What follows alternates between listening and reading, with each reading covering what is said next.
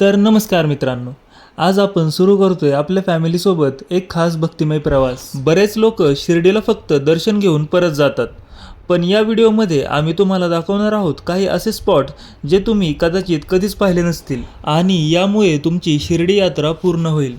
So welcome to our new series भक्तीचा सुंदर प्रवास. या सिरीजच्या पार्ट 1 मध्ये पहाटे 4 वाजता आम्ही भिगवणवरून शिर्डीकडे निघालो होतो. हे अंतर जवळपास 200 किलोमीटरचं आहे आणि साधारण 3 ते 4 तास शिर्डीला पोहोचायला लागतात.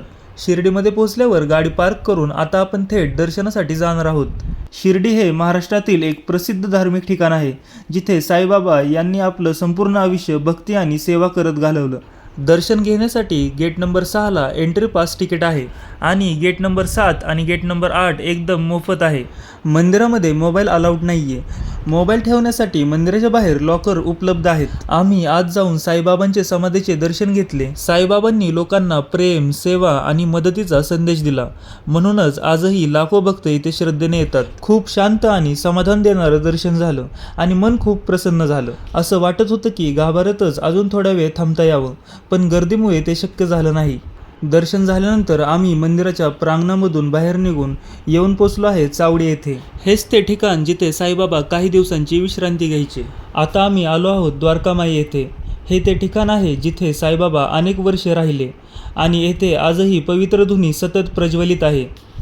यानंतर आम्ही शिर्डीजवळील असलेल्या हनुमान मंदिराला भेट दिली आणि दर्शन घेतले.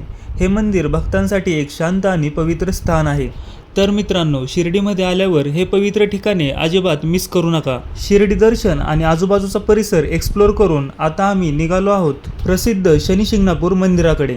या सिरीजच्या पार्ट 2 मध्ये मी तुम्हाला दाखवणार आहे शनी शिंगणापूर मंदिर, त्याची खास परंपरा आणि तिथलं अद्भुत वातावरण. तर पार्ट 2 पाहायला विसरू नका. भेटूयात पुढच्या भागात.